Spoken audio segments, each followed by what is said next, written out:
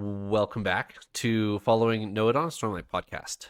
This week is episode 177, and we are in chapters 32 through 37 of the Hero of Ages. And as I was doing that intro, I realized I needed to make an announcement. Elantris, on the podcast, we need to announce this. So, as of recording this, your three podcast hosts, myself, Paul, and Eliot, are currently reading Elantris.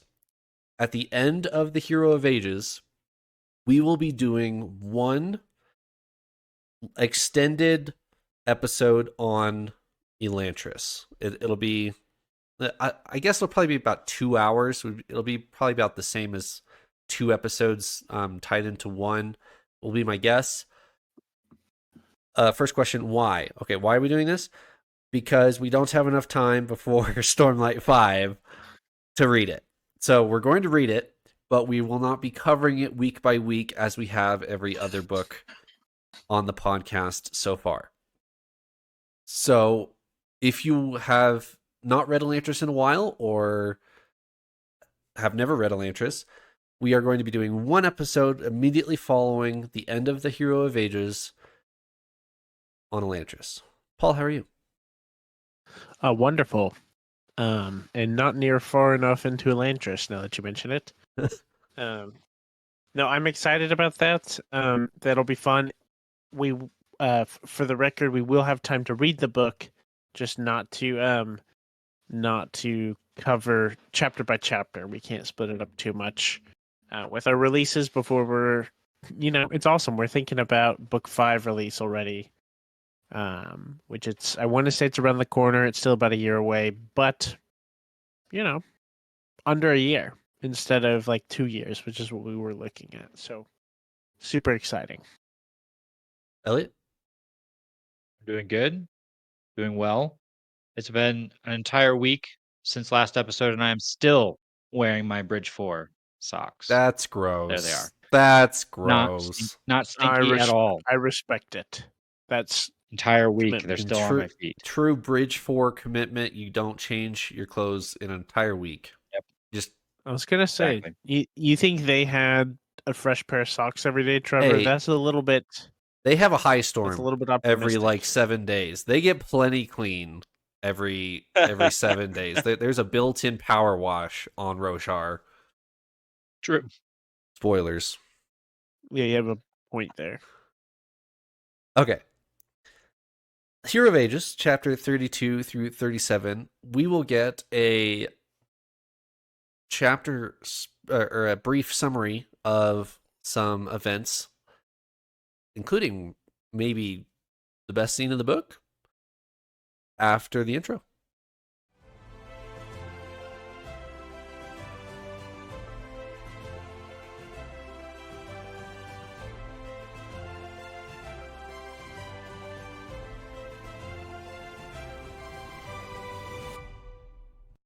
Take it away, Eliot.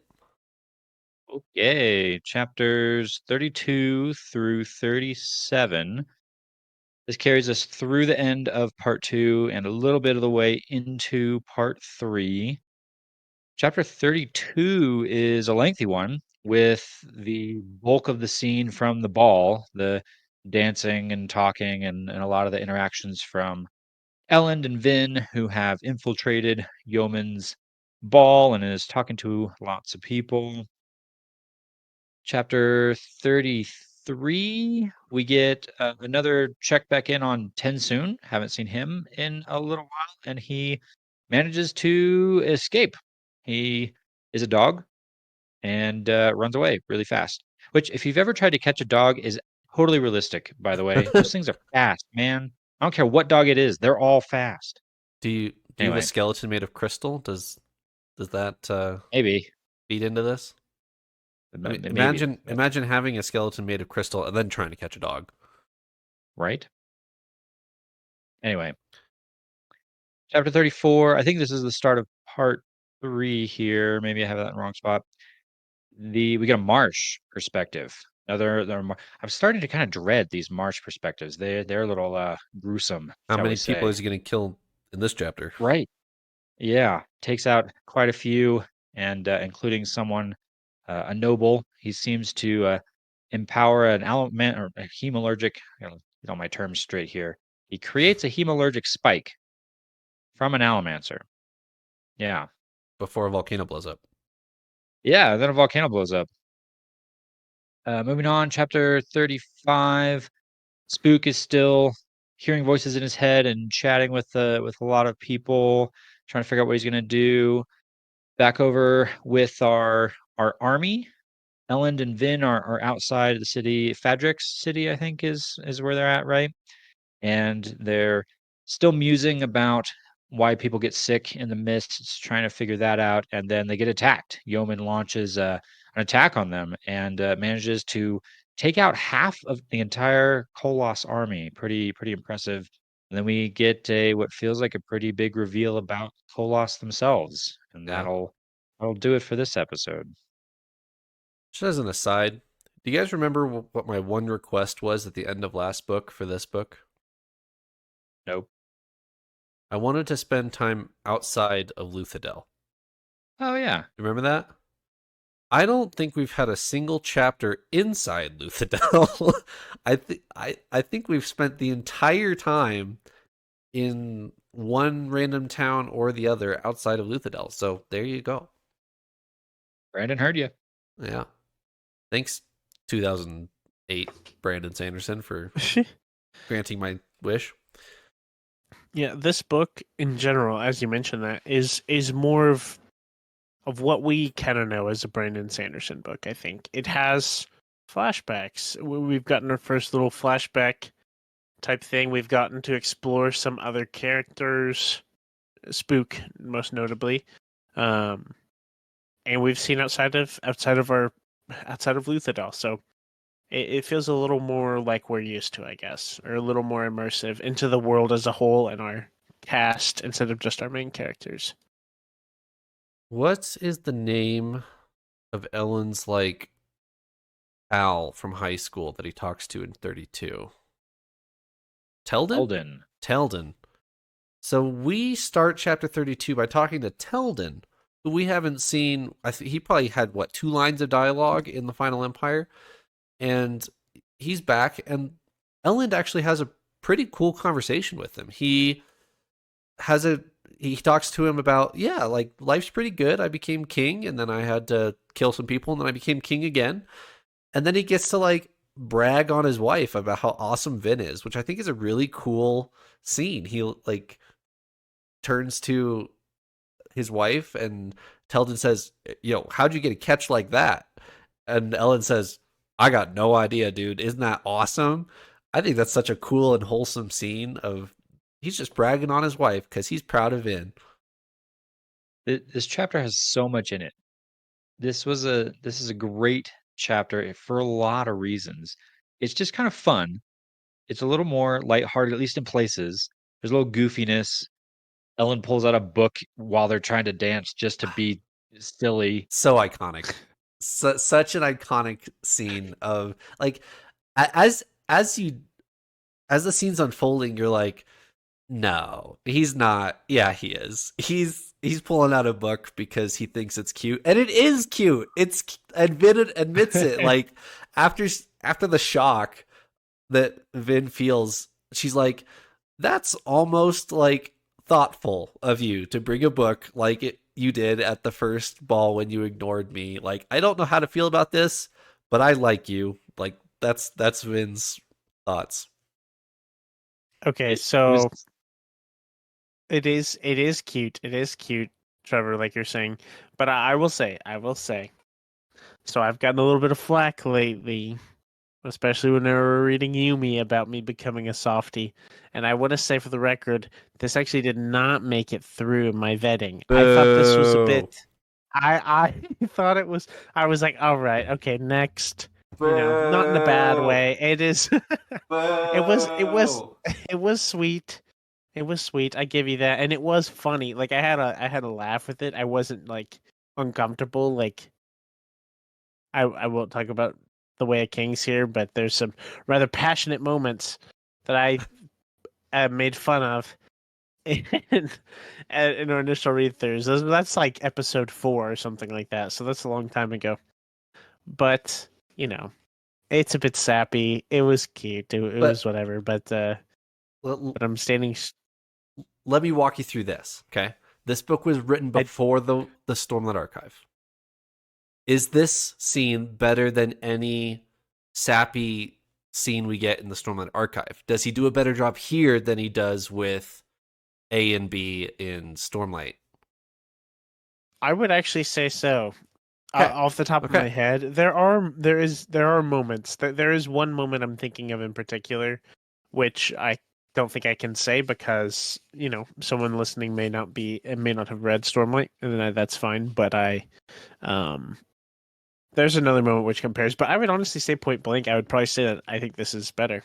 Then I would also say that it's no Yumi, but it's good. It's definitely teenage romance. I'll just say that. It's cheesy, it's cute, for sure. Did I groan? Yes, I groaned. y'all are a bunch of Grinches over here. Paul, Absolutely, I will say, absolutely. you should not read Skyward. Skyward is chock full of scenes like this, like awkward, kind of cute teen romance. Yeah, I'm gonna have to pass on that then. Sorry, Brandon. I I do think it added to the scene really well, though. It very much fit with this scene. It didn't feel out of place. Was it cheesy? Yeah, it was cheesy. But it's because Ellen is cheesy, not that Right. the writing is cheesy. Yes, It I was agree with that. Yes.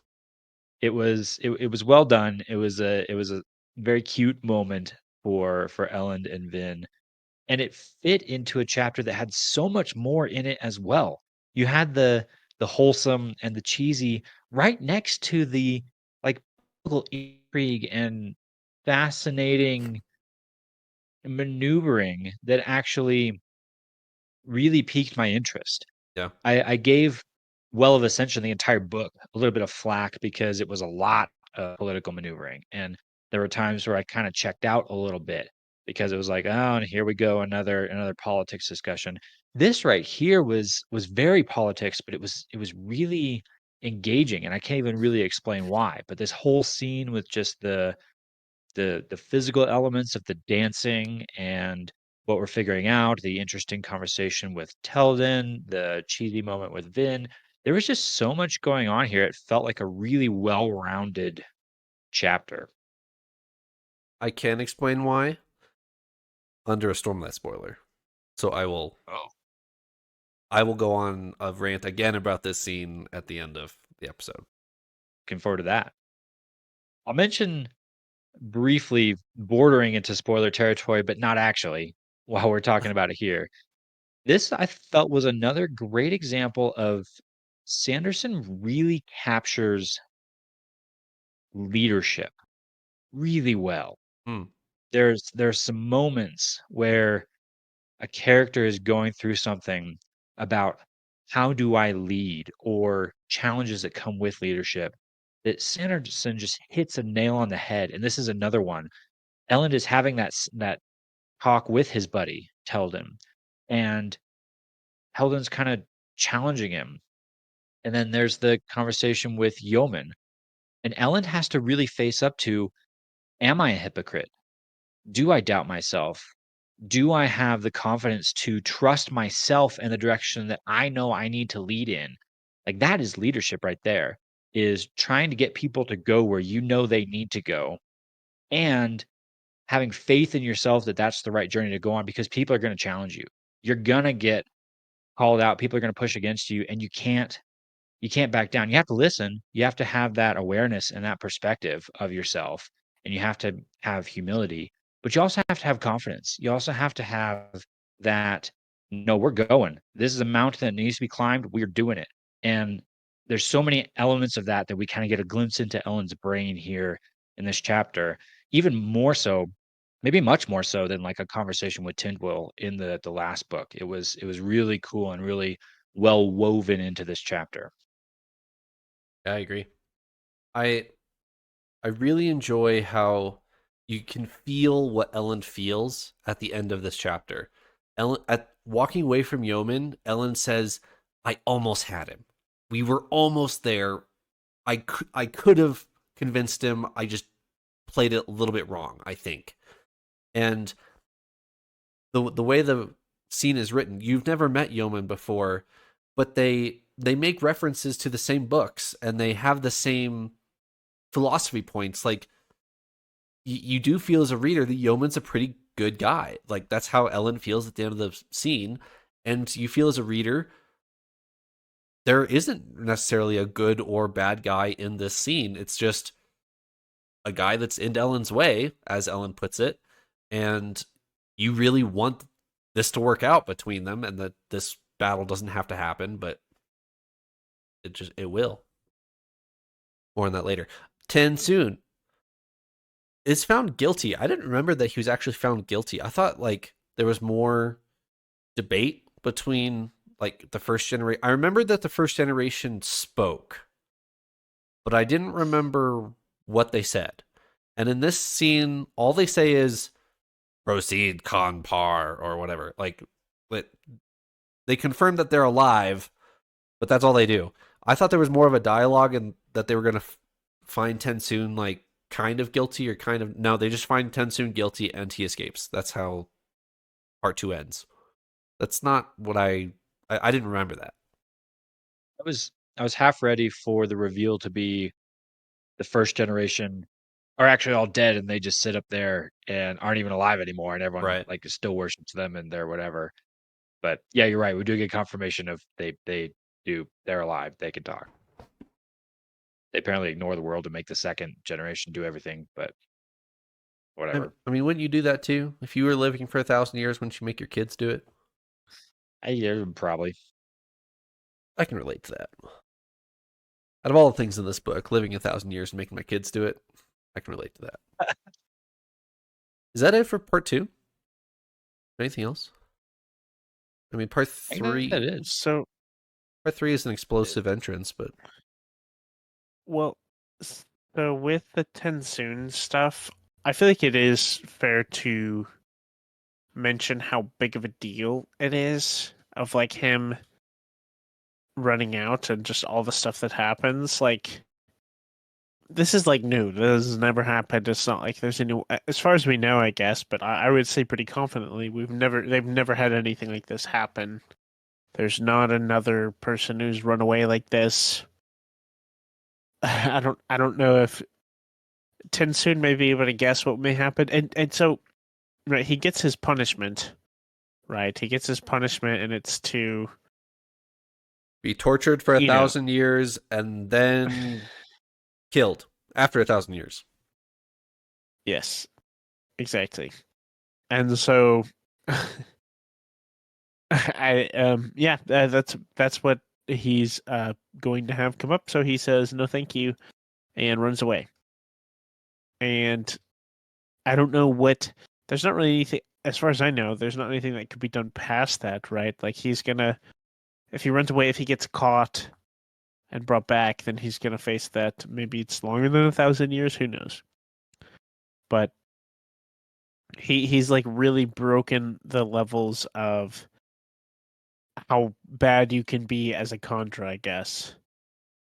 According to them, he's like basically ruined their future just about, or has risked ruining the future of the Contra altogether and stuff. And it's kind of crazy, like there's a lot going on. So TenSoon's not in a great spot to say. So It seems like such a foreign concept too, in the sense that I am getting the feeling that this is a very momentous occasion in Khandra history. This is maybe the first Khandra who's ever done something so rebellious. And yet I feel like as a human being, rebellion is kind of part of life. Like it is not a shock at all to have someone break a law because they felt like what they were doing was right. That seems pretty I don't want to say it feels commonplace necessarily, because maybe that justifies breaking laws because you feel like it, which I don't condone. But at the same time, humans are just kind of rebellious creatures. You write a law and we'll find ways to break it. It's just kind of how life works. To have that be a landmark in your entire history is very foreign. Condra becoming human-like. Now, Ah, Eliot, prediction on a Condra. What does Tensoon do the rest of the book? well, that one doesn't feel too hard. His whole decision tree has been based off of Vin, Uh-huh. and that Vin is the hero of ages or the successor of the Lord Ruler. Maybe you can even jump to some conclusions that she is the successor. Dare I even use the word like vessel or potential vessel of preservation? And The capital he V he word. seems, yeah, I would capitalize that as well. Vin. Been the vessel. Yes. So it seems like his next step has to be he runs to Vin and is Mhm. gonna join her team. But then what? What does he do? That's I want a bold prediction on. He shows up at Vin's how doorstep and does. he's got some answers that he's not sharing. That I know for sure. The Condor are the wise ones that have all the information. So my hope would be that he goes and spills the beans on all the lore that I desperately want that we haven't gotten yet. But what is he actually? I don't know. He It'd be nice to get some more information about preservation out of him. I Okay. feel like we're learning about ruin.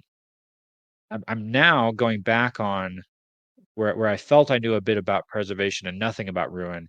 Now I'm like, okay, I'm starting to get a feeling for what ruin is trying to do. What's preservation trying to do? Where's preservation fit into all of this? And I think, trying to remember, somebody at one point, probably Tensoon, I think it's explicitly said that the Khandra are of preservation. Yep. That's. I mean, you know him as Orsur at the time, but that's Tensoon. Yes. Sure. So it'd be nice for him to expound upon that, maybe. Yeah, we could definitely use a Khandra on the team. They seem to be pretty powerful in what they can do and learn and gather information. So maybe he just goes back to being a spy for Vin. Are we trying to sneak in anywhere that he could get in there? Come I don't know. on. Come on. There's an We could underground go. chasm that we're trying to sneak into, right? Well, yeah, Vin's got that covered. She's Mistborn. I don't think she's got it covered. But She can She basically hasn't. do anything. That's kind of been the moral of the story. So I'm with Elliot. She's No the chosen problem. one. I She Yeah, got suppose. this. exactly. She's got the plot armor. Wait, hold up. Everything. You say she's the chosen one. You predicted she was gonna die in episode 1 of this book. So which one is it? Have you not read Harry Potter? Go read Harry Potter right now. Wow. The chosen one died. Spoilers, yeah. Go read Harry Potter if you haven't done Wow, that. spoilers. Holy cow. Oh my goodness.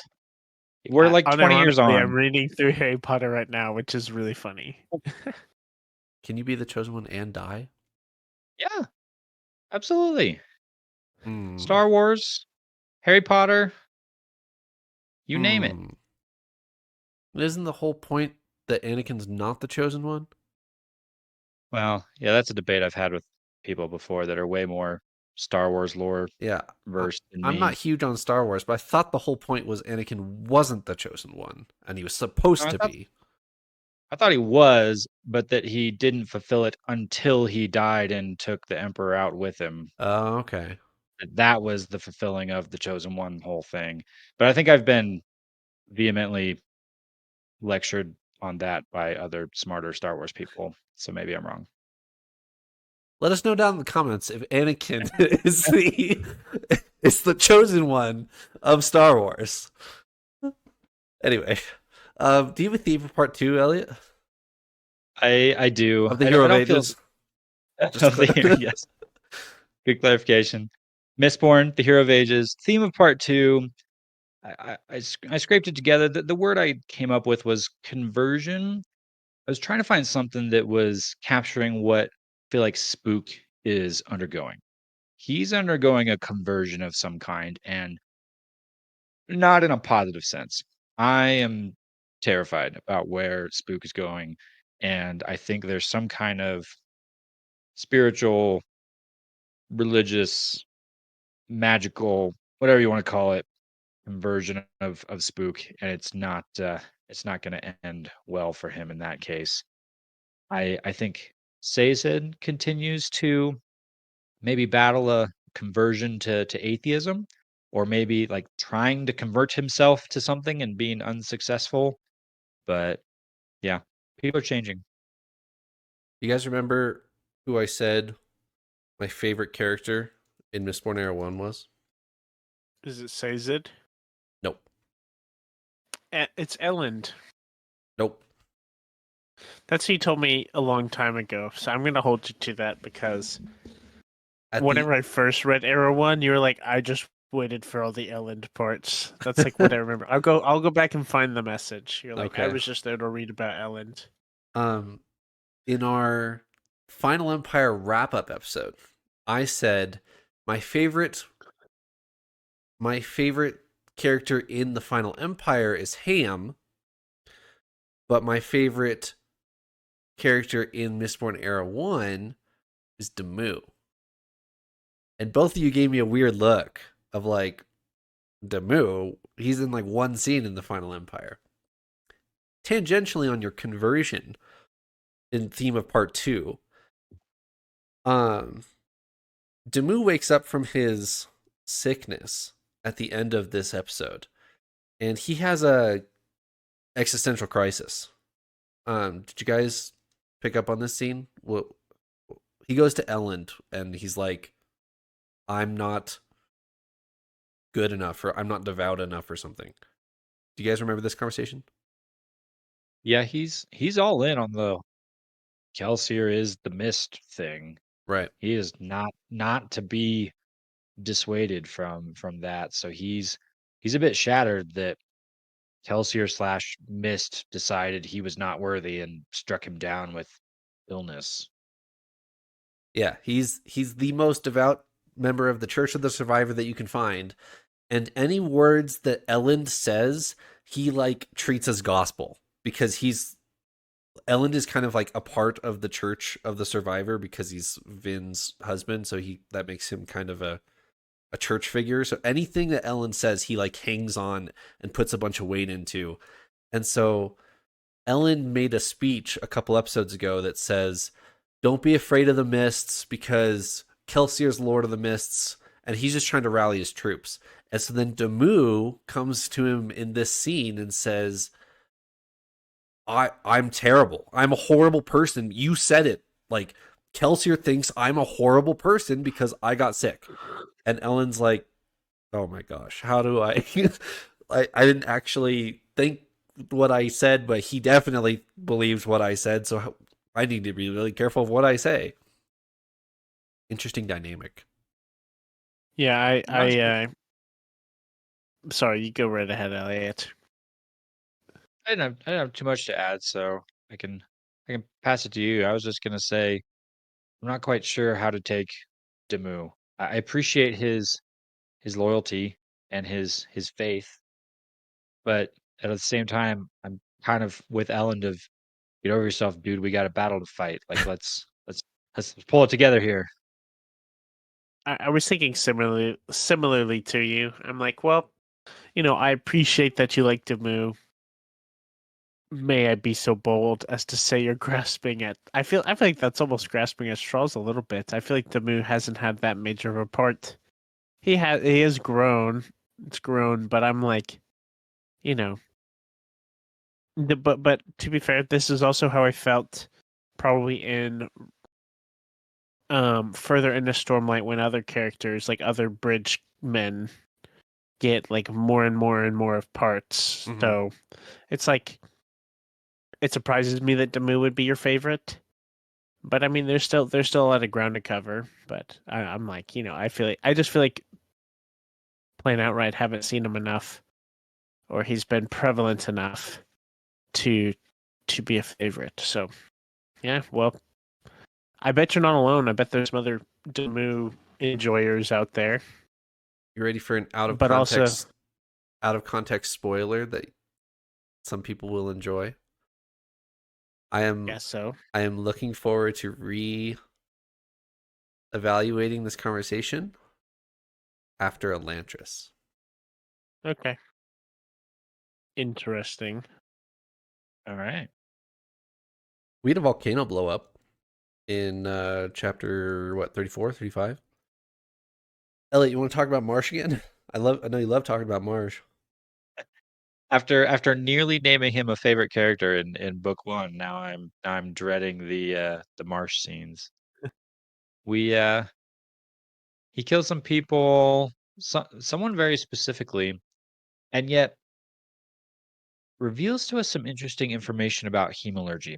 But between this chapter with Marsh and the epigraphs, both kind of in the second half of part 2 and these first few ones here in part 3, getting some very clear answers about what hemalurgy is, how you do it, what it is accomplishing. We finally got that answer. I still was kind of hanging on the what is even happening when you're hemalurging or whatever the verb is that probably doesn't exist. Well, we get answers, and Marsh does it here in this scene where he spikes this misting. I think the guy's a misting allomancer of some kind, Mm-hmm. and we're taught that by doing so he can steal, not just like acquire, but steal the allomancy from that person. I guess the person's dead, so it doesn't really matter anyway. Important You stole the distinction. power. The dead Yeah. body doesn't have allomancy anymore. That feels like an important point to me. I was waiting to see, like, oh, you stick the spike in the person and they gain the power. It is specifically taking. It Mm-hmm. is specifically taking the power from the allomancer and transferring it to another person. Or in this scene with Marsh, kind of the intermediate step is into the spike. Yep. We've seen people get impaled, but Marsh just I don't know where that Michael. came from. Michael? Marsh. I think I combined Marsh and Spike together in my head. Marsh spikes the dude, and then now has a hemalurgic spike that is not impaled on anyone yet, but he's harvested. I think that word gets used Mm-hmm. at one point. Yep. He has harvested the power into that spike. And then there's an explanation, I don't remember if it's in an epigraph or not, that it is the most efficient transfer if you immediately spike that into the person you're trying to give it to. Yep. Which is why in the scenes we've seen before, it involves like stabbing someone through the heart and into the other person, like as quickly as possible, steal the power and immediately transfer it into the other person. Right. So the implication there being Marsh has killed this person, stolen their power, but that's a far less effective way to transfer because now he's going to just go take that spike somewhere else and then it'll have wasted a lot of its power. So And answers are trickling in my book, at least, I can't speak for yours. In my dear. book, it specifically clarifies allomantic hemalurgy, which would imply that there's ferrochemical hemalurgy, right? Yeah. Yep. I think one of the epigraphs addresses that specifically. Does it? That you can take.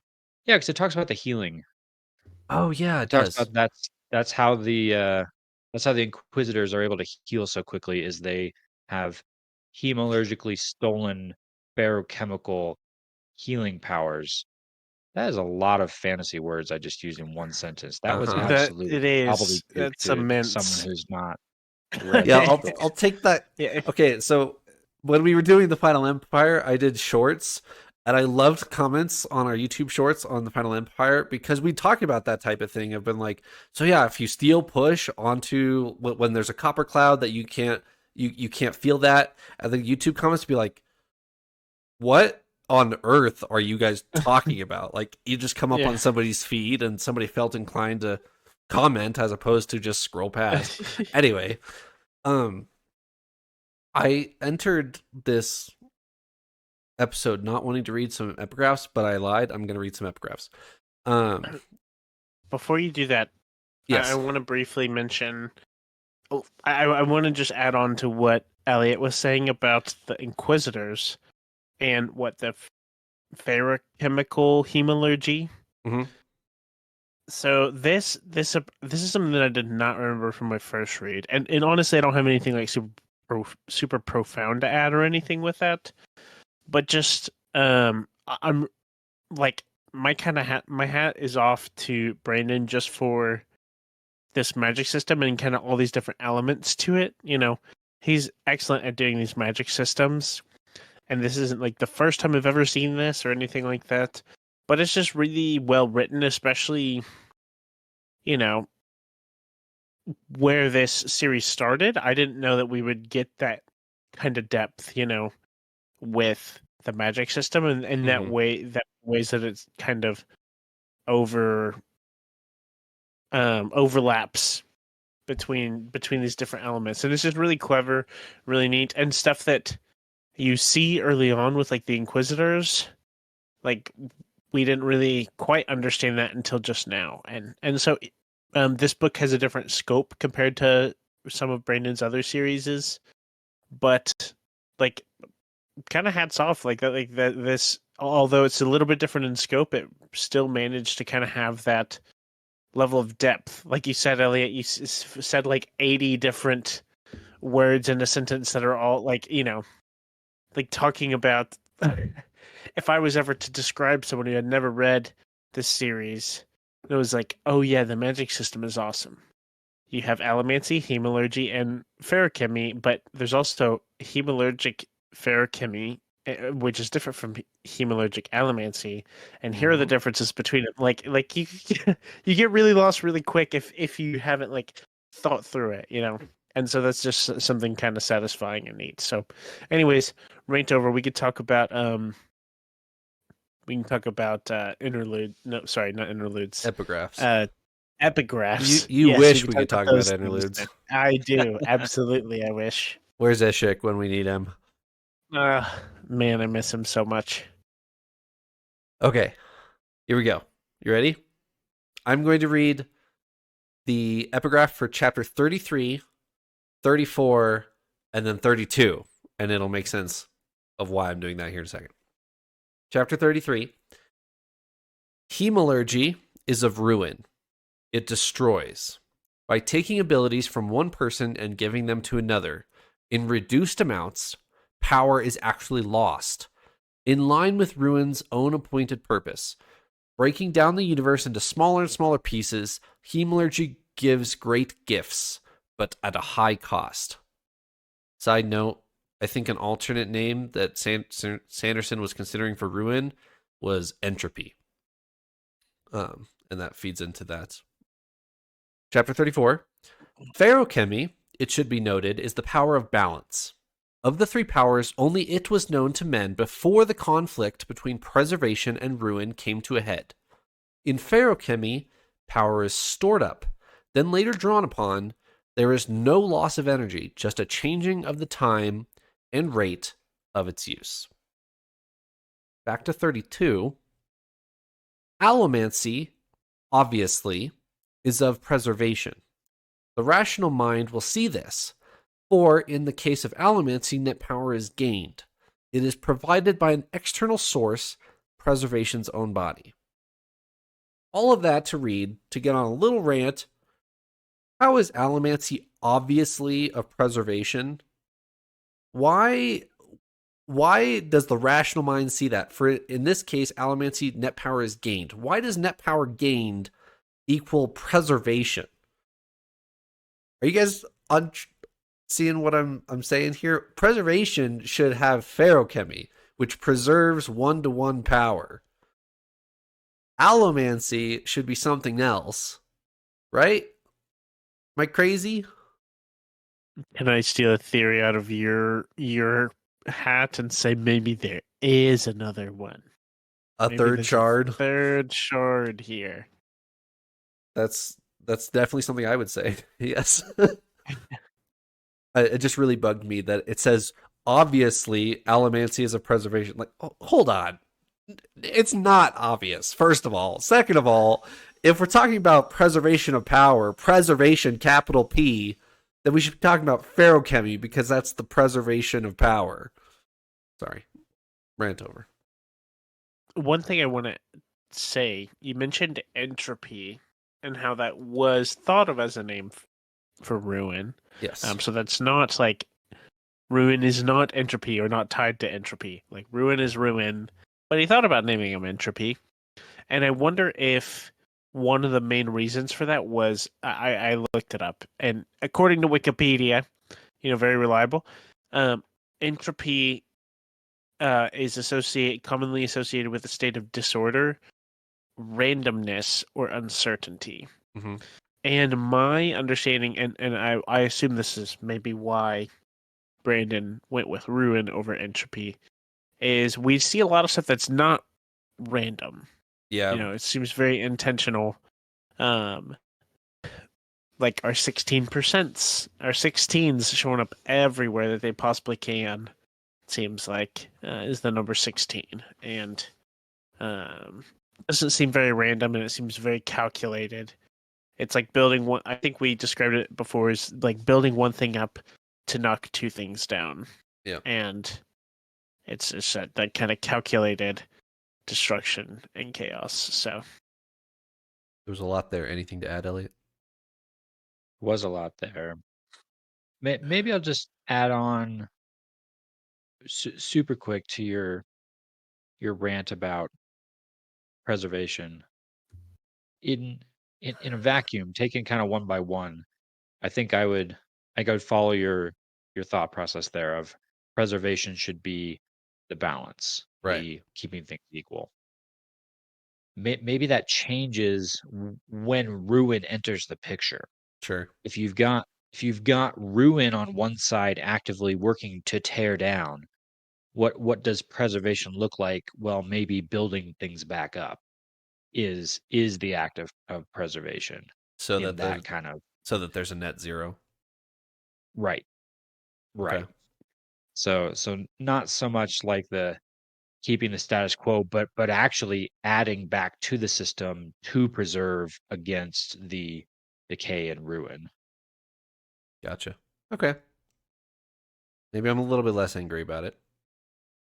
And okay, this is what our third chapter talking about 16% or 16 or 1/16 or whatever. Eliot, third or more. Yeah. Honestly, Do you it feels have like it's come up a lot. Do you have any more thoughts on this? I have a few. I'm very intrigued by this. 16. Why 16? That seems mostly random. Doesn't seem like 16 should align with ruin. Although I should jump on and say we're still kind of making a couple assumptions that ruin is tied to the mist and the 16. So while I'm trying to answer the question, how does 16 fit with ruin? A small voice in my head wonders if that's not the right question to be asking. Hmm. So we'll see whether that's true or not. But yeah, really intriguing. 16. Definitely agree with what you were saying, Paul. That definitely seems like not necessarily randomness, not chaos necessarily, but more like a systematic destruction of things. I do gotta say though, it bothers me slightly that and 99% of you out there are gonna think I'm dumb. 16%. 16% and 16 really have nothing to do with each other. It's percents are not the same as numbers. To include 16% in the same discussion as like 16 days, the math brain in me quibbles at that one. But what about So 1/16? 16, Because that's 6.2%. I would feel much better about 1/16. If it was 1/16 has way more to do with 16 than 16% does with 16. Okay, fair enough. 16% is 0.16, which is not really related to 16. I mean, I see a 16 there. I Mm-hmm. the math brain, it hurts. And I'm sure it's a quibble. And yes, 16% slightly related to 16, but percent, it's a different world when you're talking percents. You're talking fractions, you're talking decimals. I'm a little bothered that they seem to have been equated in this discussion, but I'm tracking. There's something important about 16. This book may have been before he consulted professionals in their fields about their fields, so maybe he didn't talk to a math whiz about 16% versus 16. Should we talk about the Colossus? We had a fact drop, name drop. This is like, Yeah, a little factoid. yeah, this is like the human. Whoa, spoilers. Whoa, I'm gonna bleep that for a second. This is like nothing in Stormlight Archive. uh, yeah, what did we think of Colossus are secretly okay? Are they dead humans or are they dying humans that were pinned into Colossus? I didn't quite get the implication there at the end of the chapter because he's about to take a spike, like a tent spike. Apparently didn't matter. Walks over and is gonna spike either a wounded man or a dead man. I think there's an important distinction, and I didn't know which one it was. I was under the impression that it was a dead man because the way that this scene that the discussion starts is human here is asking Vin, like, he's saying we need more Kolos, saying we need more, like, in reference to go to this, like, go to the place where the battle was, go to the place where all the bodies are, essentially. We need more Kolos. So I'm taking that as these are dead people that are being spiked. He doesn't go to the battlefield though. He goes to the infirmary tent. That's true. I took it as he was just going to the nearest dead human. Okay.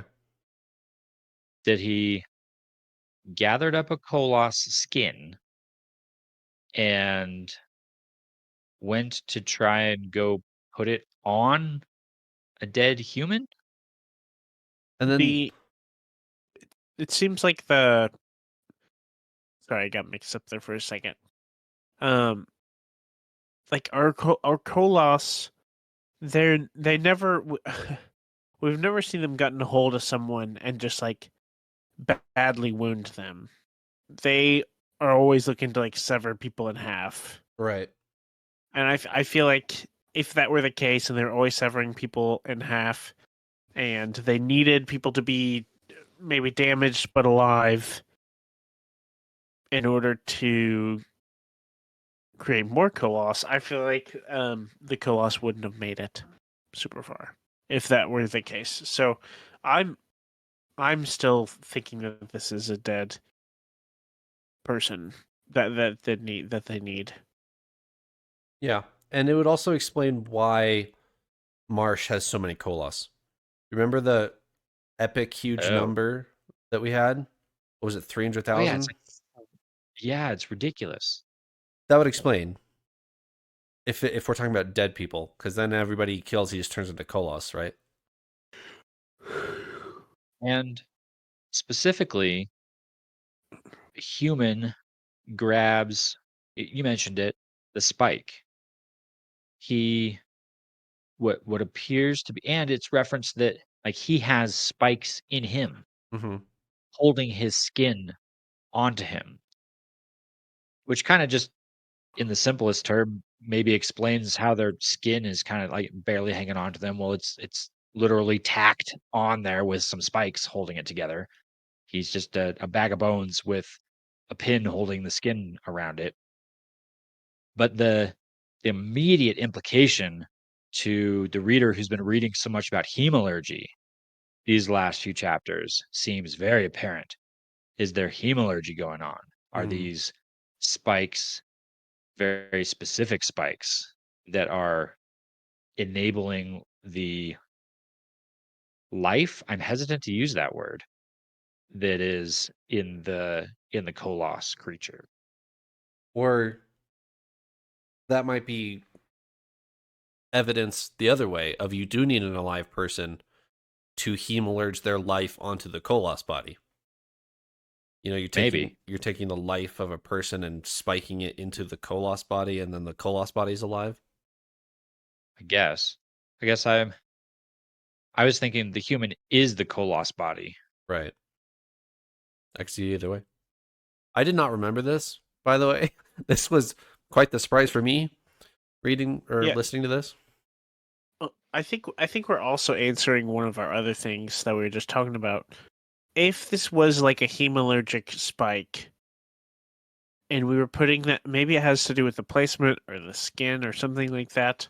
But if it was just a hemalurgic spike that we were putting in a wounded person, wouldn't they just be like spook, like just hemalurged person, not as we know the Koloss to be? Where does I'm thinking that specific Koloss nature comes from? Maybe it's someone who's not alive that's using hemalurgy or something like that.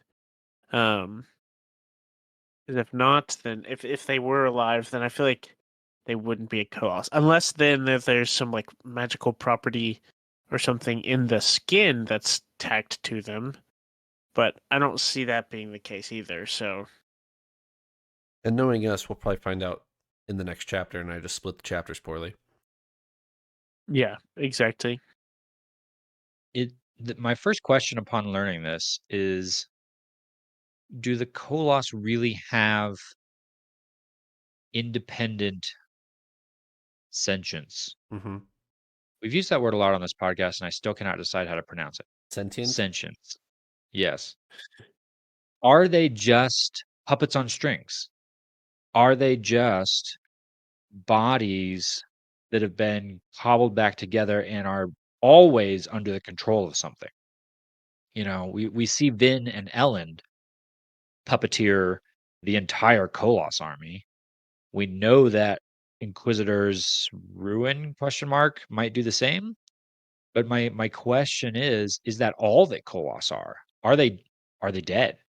Is it just a dead body that's being puppeteered through hemalurgy slash allomancy, however that works? Or are they actually alive? Do they actually have their own being and thoughts? It seems like from our interactions with the Koloss, that they likely do, but I'm not sure. I'm going to think back to the Well of Ascension and if that would prove or disprove you.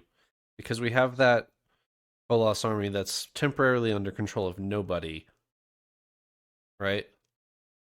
But do they let's say, let's make a gross assumption that they are enabled and working under magic that's related to ruin. Do they just kind of default back to ruin if they're not being controlled elsewhere? Are they puppeteered by ruin, whether ruin is actively controlling them like Marsh or Mm-hmm. not? So not under the control of anyone. I could take that as from the perspective of our characters as far as they know. What else? I think I might have answered a question that I've had for a long time now. Okay. And I just I need you guys' thoughts on this. Although, as typical with my theories, you likely can't answer me. Rafo is always an acceptable answer. Mm-hmm. I've been wondering about Vin's earring for a long time. I Okay. keep bringing it up every once in a while because it tends to get mentioned, like offhand. Oh, and by the way, Vin wore her mother's earring yet again, Or and she it was just happened. she was messing with her earring or something like that. Yeah, Yeah. and I've read enough of Brandon to know those types of things can often lead to something that's important. So I've keyed in on it. I'm determined that that earring that she wears is important somehow. And I even commented on it in our live reaction thread in our Discord, which our Patreon supporters can get to. I read a chapter, like maybe 15 chapters ago, it was like 20 or 22 or something, and it got referenced again. So I hopped in there and I was saying, it's back. There has to be something about that earring that's important because it keeps getting referenced. Over the next 12 or 15 chapters that we've read up to the point where we're at now, I just learned a lot more about hemalurgy. Okay. And it hit me. It hit me. So we just saw Spook, right? Get stabbed with not necessarily a hemalurgic spike, but a sword that is acting as such. Okay. What is an earring but just a tiny little sword you stab through your ear? Okay. I guess that's a Yeah. really good point. I don't know if I've ever Yeah. asked that question or heard that question spoken, but valid question. What is an I don't earring have pierced except a little ears, tiny so sword? Maybe I should go get my ears pierced to try that. I We'll mean, see if it does anything. be careful. You might walk out of the mall with hemalurgic powers. Yeah, I know, right? But you see where I'm going with this. I do. Yeah, no, Theory is absolutely. theory established, firmly cemented in my brain now. This earring I've been asking about for 2.5 books. I bet it's hemalurgy. I bet that tiny little thing is a hemalurgic spike, maybe on a very small scale. Maybe it's not giving her some huge power that's changing everything. Maybe it's something subtle, like her ability to pierce copper clouds. You remember what the earring's made out of? I was trying to remember this. I want to say brass, but I don't remember that for sure. Bronze. I was Bronze? gonna say I thought it was bronze. Yeah. Okay. You remember So you remember what they sometimes mention along with the earring? her mother. Her And mother. Her Oop, brother? close. The other sex. Her Uh, mother That she had a sister? killing her baby sister and giving her That's the right. earring. That's oh. right. Remember that? But wouldn't um please tell me if I'm wrong. Like please. um wouldn't it have to be killed like with the spike, like with the earring? Would Isn't it? that part of it? As far as we know, I would agree with you. Yeah. I don't know the answer. That may end up being an important answer if we find out anything more about that. Because I'm like, if so, like this sword, is a spike, but that's because it was used like a spike in the way of it went through the heart of a misting and then into a specific place on Spook, Right. right? That sounds a lot harder with an earring specifically, just based off size. Well, what did we But I don't just know. Maybe there may be different rules, or there may not be all the rules. So that's one thing that I'll kind of be watching for. I'm not sure. Yeah, what did we just learn about Marsh? Is you can spike and then not necessarily instantly transfer it, right? Yep. So I wonder if you can also spike and then not necessarily use all the spike and if it does something. Right. I wonder if Vin's mother, we're making a lot of assumptions at this point, but I wonder if Vin's mother used something and then took a sliver of it for an earring. Yeah. That's fair. I guess that would So, make sense. Eliot, back to you. If we are going with this theory, copper clouds, that's what she can do with her earrings, pierce copper clouds. Is that the extent of it? And that's the addendum, my theory. The clause number 1 of the theory is that her earring is a hemalurgic spike. basically it's a piece of metal, which we obviously that has allomantic power. Well, I'll go back. I'll say power. Some kind of magical power in it. I'm not sure if it's allomantic, barochemical, or otherwise. It's got some power in it that it is granting Vin an ability with because it stays in her. It's in her ear, granting her that power by spiking through her body. Although we did learn that like where on your body you're spiked with is very relevant and important to your ability. Yep. Earlobes seems a random thing to be important, but yeah. Then the second part is maybe that ability that she's been granted is her strange ability to pierce copper clouds, which she knows she shares with inquisitors who rely on hemalurgy for a lot of their abilities. But mainly just because it's kind of the one thing about her that's a bit unexplained at this point. She has an ability, she doesn't know why. Maybe it's because she's got a tiny sword stabbed through her ear. Remember at the end of Well of Ascension, where she jumps in the well, and the well deliberately ejects her earring from her ear. I vaguely remember this, yeah. It's one of the random mentions of her earring. There's like, there it is again. The well Preservation. the well specifically ejects the earring from her ear before accepting her. Preservation says, "Get that the hell out of my well." Correct. There's something weird about it.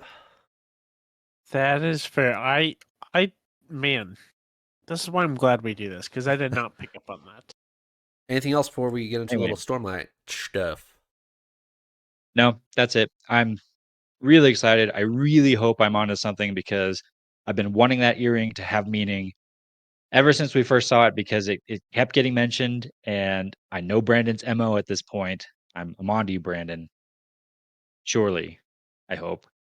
Watch it end up being nothing. All right. Behind a Stormlight spoiler. I want to say this real quick. If I were to read Brandon Sanderson for the first time in chronological order, this is the first book that would really sell me. And here is why. What really stands Sanderson apart from other writers for me is not magic systems or world building or epic settings or a lot of stuff that he's known for. What really does it for me is character A having a very honest and heartfelt conversation with character B. A lot of my favorite scenes written by Brandon Sanderson are just two characters really having a heart to heart of exactly how they feel.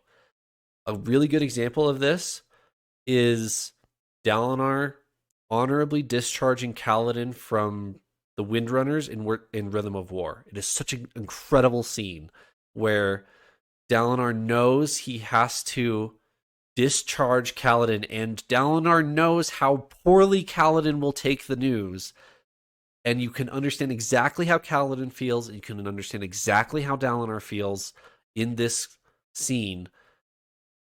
We get one of those scenes for the first time in this episode, where Elend and Vin walk into the ball, and both of them are comforted that the other one is there, and resting in each other's presence and able to dance, and you just get a really good genuine scene between Vin and Elend, and there's other characters in it as well that I think that's what Sanderson does the best for me, is that when you have all of these other things in motion, but you stop for a second, have two characters just talk for a second. That's and another good example of these obviously is the Hoyd stories. I am a big sucker for my Hoyd stories in Stormlight, because it's just two characters really sitting down and having a good conversation, and it's well established where these two characters are coming from. I think that's what's one of Sanderson's. It for me, it is the best thing that Sanderson does. Question for you. Did you not feel any of that in Mistborn Book 1 with some of the heart to heart that Vin and Kelsier talk about? Does that not do it for you? It does. I just don't care about Kelsier that much, so they don't Oh, hit. okay.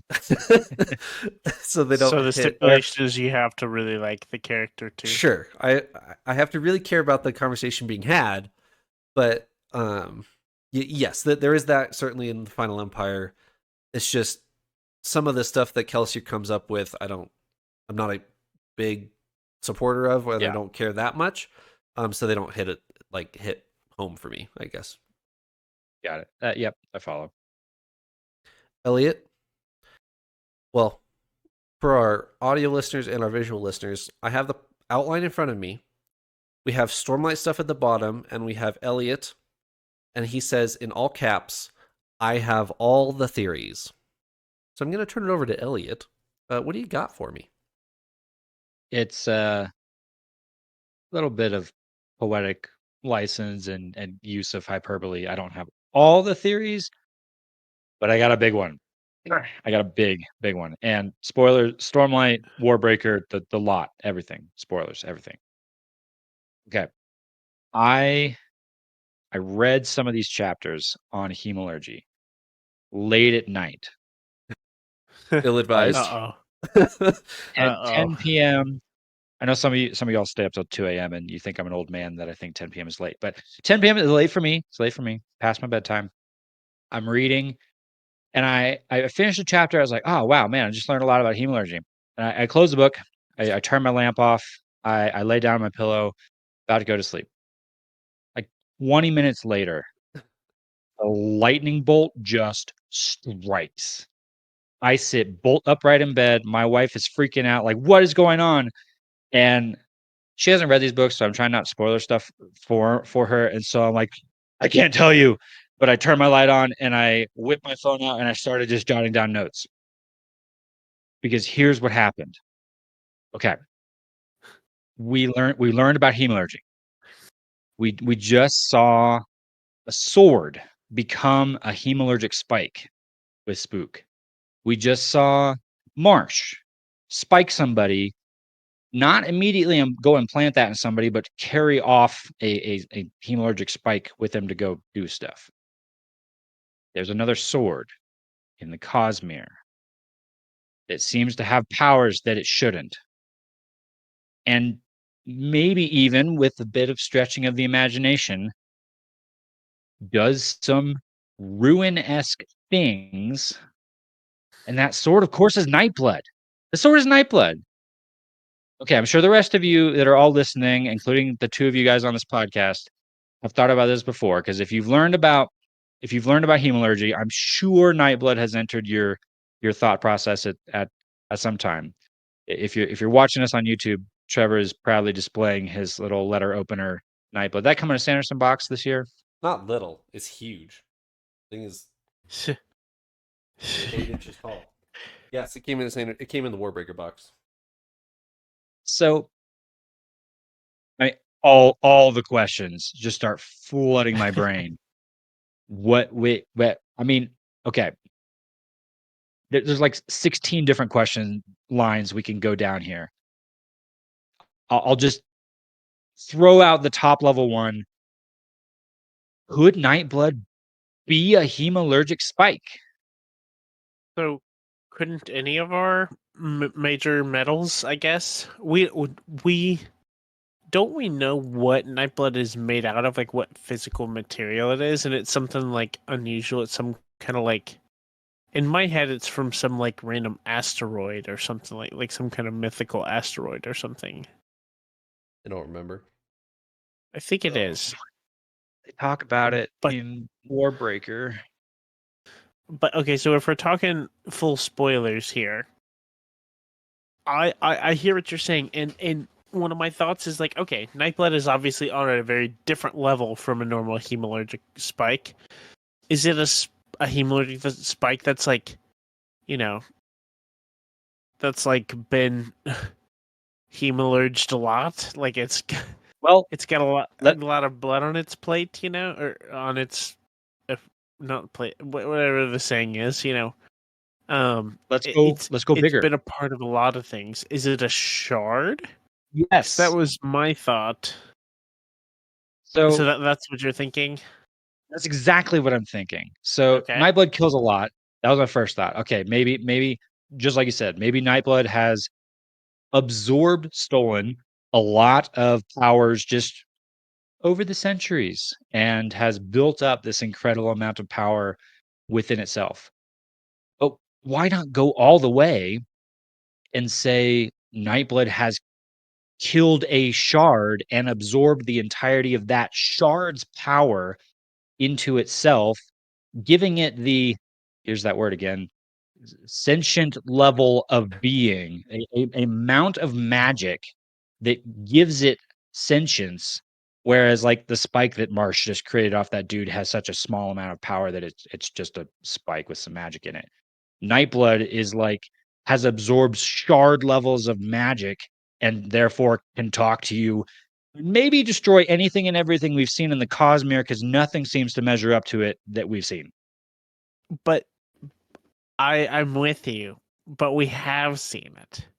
If we're talking full spoiler, then we've seen Nightblood be stabbed into odium or raise, right?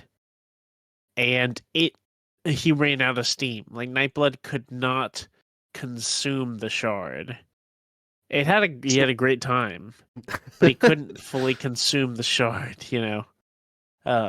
So it's like he couldn't like consume. That was my understanding was that was Brandon Sanderson kind of putting a little bit of a limit on Nightblood, of like if he let him out, he wouldn't just destroy the entire Cosmere. Like he would. Um, he does have a limit, I guess. What if that just means that odium is more powerful than ruin? That when you put the full to the max power of ruin up against odium, odium wins. I could see that. What does Nightblood constantly shout out? Destroy, Destroy evil. destroy, destroy, Okay, ruin. Eliot, if I could give you your high school diploma for the Cosmere now, I would give it to you. You have graduated. These are the types of questions that are asked of Brandon Sanderson in the spoiler Q&A. What if you took 5,000 breaths, put them into Nightblood, and spiked Vin through the heart into Elend? These are the types of questions that are asked of Brandon Sanderson, and he will sit there and go, "What?" And then they will have to repeat the question, and they're so funny because people will purposely try to like stump him on his own magic system, as you can imagine, because these types of questions, you are not alone. People will theorize all day. There are panels at Dragonsteel dedicated to what is the craziest Cosmere theory, inter-Cosmere theory you can come up with. That's the type of thing you're talking about. Hemalurgic spike, Nightblood used through Honor, like was Honor killed with a hemalurgic spike, and now Honor is in a spike somewhere. Like you're not alone. You've graduated. I'm so proud of you. To answer your question directly, no, I don't. I believe it's been answered that Nightblood has never visited Scadrial. I believe that's a confirmed answer. However, I will. I don't know that for sure, and by the end of this book, you will not be asking that question. Okay. And after I calmed myself down at 11 o'clock at night, I did immediately kind of ask a few much smaller scope and more logical questions, like exactly what you just said. We could get a lot of answers if we could determine whether Nightblood has ever been on Scadrial. Right. And that even, maybe plays into other questions like, oh yeah, we could spin ridiculous theories about Stormlight and hemalurgy and all this. Can you even do hemalurgy not on Scadrial? My guess is you can't. But you can apparently do breath stuff on like Roshar. So I don't know. Maybe. I feel like hemalurgy has the most what if questions compared to a lot of the magic systems. Like, is it tied to allomancy specifically? Is hemalurgy and allomancy are they tied?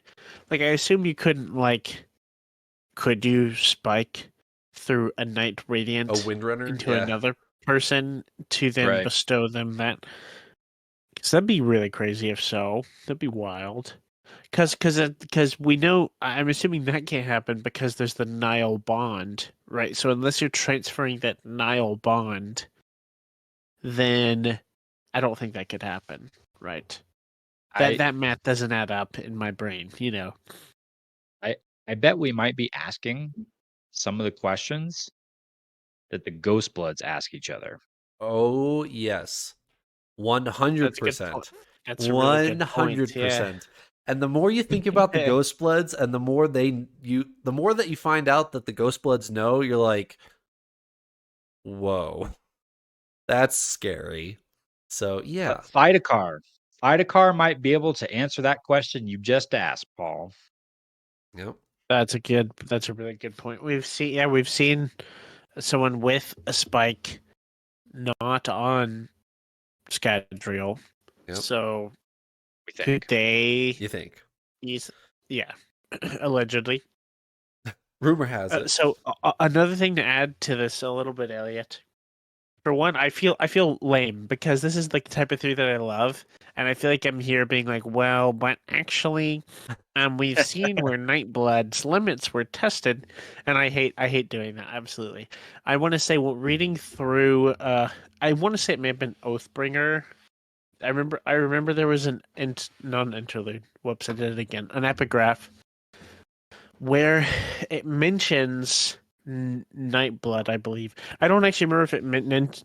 So I read it as Nightblood, and it's some epigraph where it mentions like a sword and something with two shards, and that's all I remember about it. I can't quote it to you or even paraphrase it very well, but I just remember reading that and being like, "Oh my gosh." And at that point, I remember theorizing that Nightblood was a shard or was some way tied to a shard. Being like, oh, I've had it all wrong. Nightblood isn't one shard, he's two shards. And just like going crazy. And then I think Trevor promptly proved me wrong on that one. It was like, no, it means something else, which was very sad. But just wanted to say, like, that was my prediction at the time. I think I was actually reading Mistborn for the first time at the time we read that. And I was like, oh my goodness, Nightblood has consumed both of the shards from Scadrial. That was where my brain was at that point. So, you know, I think I was wrong. Elliot, are you But looking for the epigraph? I just found it. You should stop. I've gotten careful about digging through You're Coppermind. I know what to click on no and no what no not no to. no no no. It's not. It's something in front of you. You should stop before you read something that you will connect. You should close your page and reopen it after you're done with the Hero of Ages. Fair. I'd say go for it. Have fun. Paul, do we have time for a Stormlight refresher, or should we save it for next week? I think let's do it. It's a ton of fun. All right, Let's go ahead. let's do a quick one. Elliot, you're going to lead. Here's your chapter title: The One Who Hates. The one who hates. The one who hates. Moash. It's a lot of Moash chapters. But when is he known as the one who hates? This is why we're doing these, because I need to refresh myself Yep. on the order of events. Like Yep. what happens when, because I have the gist of it all, but where do you specifically, oh gosh. Moash, the one who hates. It's one of those where he has like a direct conversation with Odium, and Odium is like, you gotta do the thing, go and do my good work. Incorrect. And I'm going to play favorites because Paul's behind. Wait. Are you about to give a hint? Because I think I know it. Okay. But Okay. You don't. that's my question. Do you want my hint or do you not want my hint? Well, I guess I should take the hint. It's not Getting a about little Moash. overconfident. Okay. Elliot was The wrong. It's one not who about hates. Moash. The one who hates. Okay. Big radio silence. Our auto editor cuts it out anyway, so don't worry about it. Ah, gorgeous. Okay, I'm thinking a lot on this, and of course, I thought it was going to be the scene where Moesh gets his like name change and becomes Fire. I can't. Yes, Vyre. Is that what it is with a V, or is it an Vyre? Vyre. Okay. Yes, where he becomes Vyre. I thought it was going to be that, but it's not Moash. Meaning, my brain tells me that it has to be Odium. Like my brain is saying that this is one of those scenes where Dalinar is like thrown into a vision with Odium. Like there's the big burst of gold and everything. I'm not 100% sold on that. The one who hates. That's what it's called, right? The one who hates. Okay, I'm gonna stick with that. I have a second guess, but it's I don't think it's right either. So if it is that other one, I will just be mad. Both of But- you are incorrect. Both of you are thinking too large scale. This is back when Szeth is actually scary and referred to as the one who hates. Szeth attacks Dalinar in Elokar's Keep at the end of part 2 of Words of Radiance, and Dalinar, Adolin, and Kaladin fight him off, and Dalinar does the clap of the shard blade thing. Yeah. Okay. The one who hates. Yeah, I would not have gotten there. Road ID for Paul. You see... Oh, sorry. You see Taravangian out there? Do you know how he sees the world? Any cost, any price is worth paying if you want to achieve, if what you want to achieve is in the end worthy. Follow him, and you'll be able to justify anything. My thought is that this is being spoken. Oh, okay. Hold on. Okay, can you read it for me one more time? You see Taravangian out there? Do you know how he sees the world?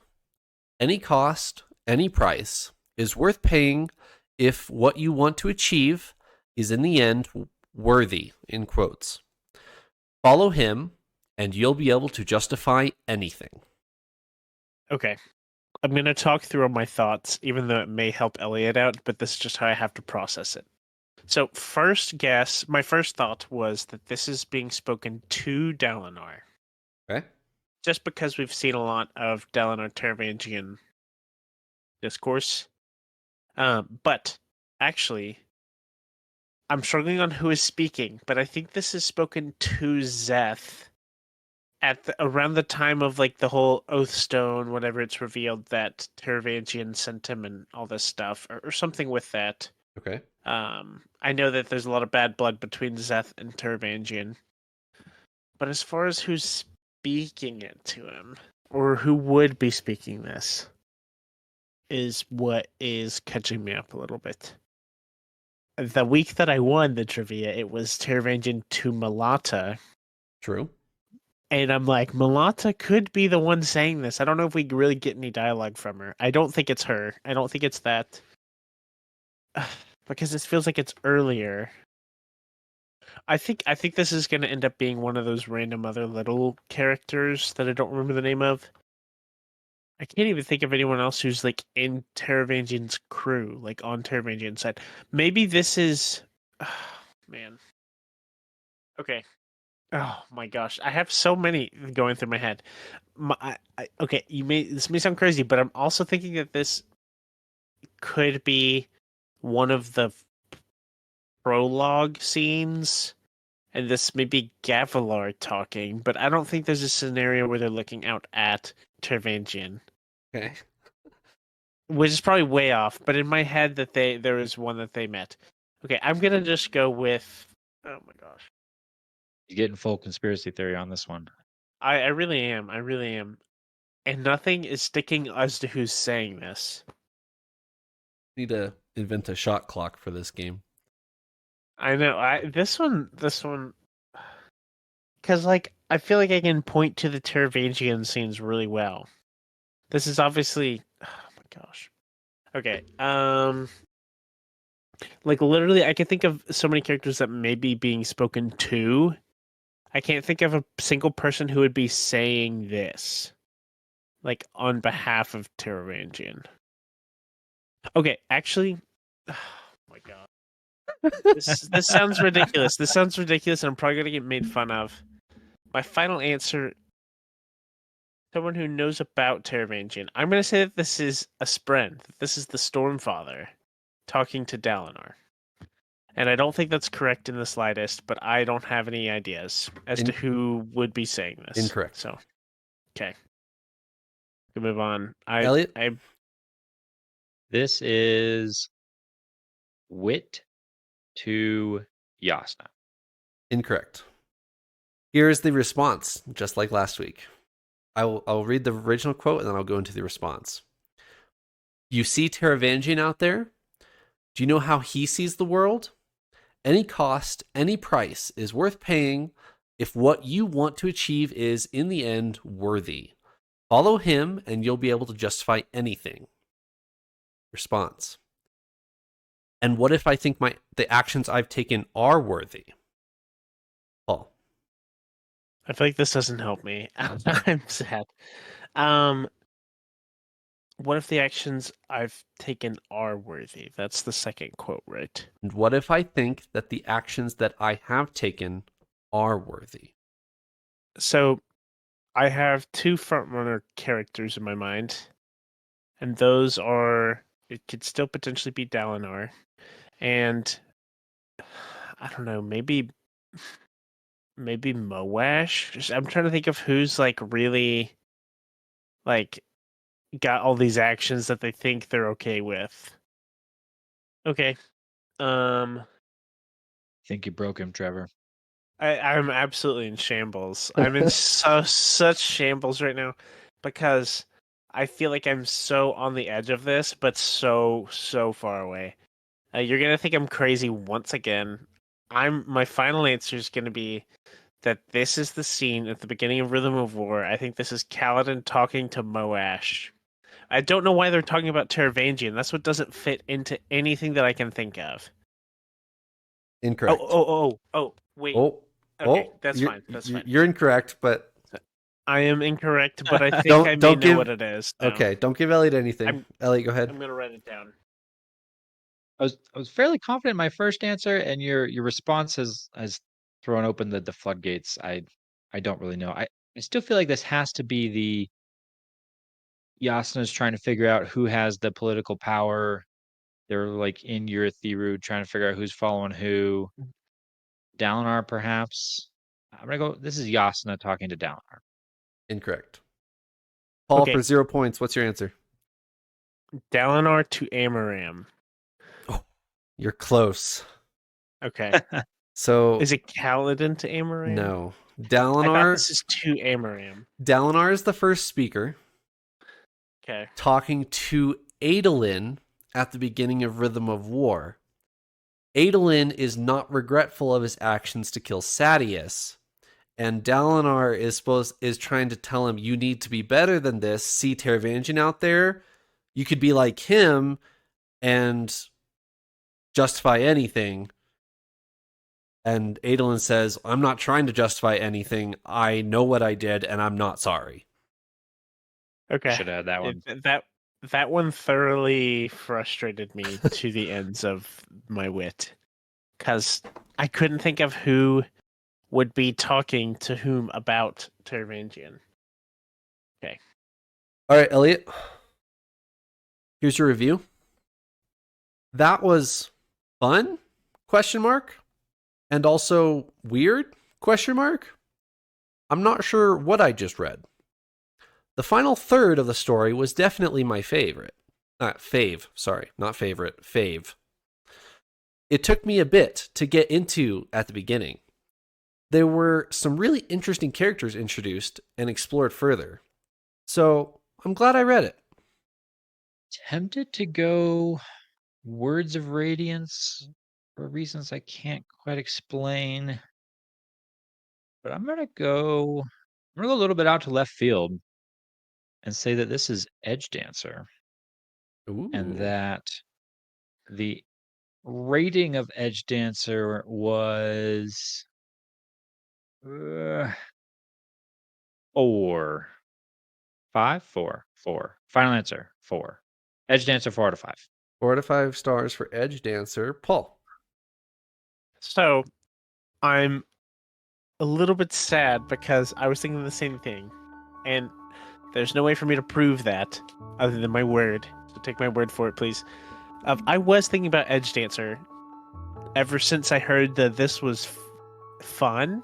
Was it like with a question mark? That's what it sounded like. And it made me think of Edge Dancer or Dawn Shard, one of our novellas. But I was trying to think of it through the lens of our big books, because maybe that's a little red herring for me, is to think about the novellas.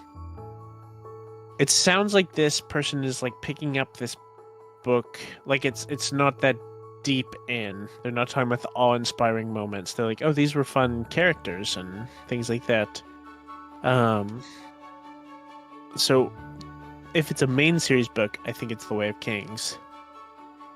But I think it's one of the novellas. I'm actually gonna go with Dawn Shard though, because I think there's more characters involved in Dawn Shard than Edge Dancer.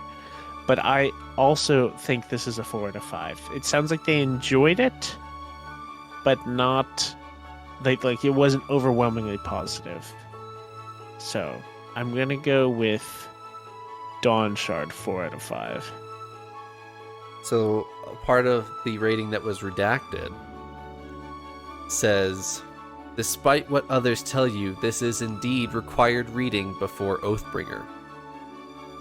This is a 4 out of 5 rating for Edge Dancer. Eliot was correct. Paul, you were almost correct. I should have stuck with it. All right, we are 2-1 for Eliot. Paul, you can tie it up. This goes to you. During the chapter, The One Who Hates, where Szeth attacks the Kholinar Palace, or I'm sorry, the Elokar Palace, not in Kholinar, on the Shattered Plains. Szeth wounds Kaladin with a shard blade. Where? My best memory is that it's on his arm. I don't know if we have to be specific as to which arm, but I've always pictured like the kind of like on the top of the tricep muscle of the arm. That's your final answer. Yes. You are correct. And Adolin specifically sees this wound, and then Kaladin uses his arm because he heals with Stormlight like the next day, and that's when Adolin starts getting suspicious. Because he's like, I could have sworn he chopped your arm off with a shard blade, and you're using it just fine. And Kaladin's like, what are you talking about? I was fine. So that was 2-2. So, Paul, you have deflected the point going to Eliot, and it goes to nobody. So we're still 3-1 in favor of Eliot going into next week. Anything else, gentlemen? Better than 4-1. Certainly. Thanks for joining me, Paul and Eliot. We'll reconvene next week. See you later. Beautiful. Bye.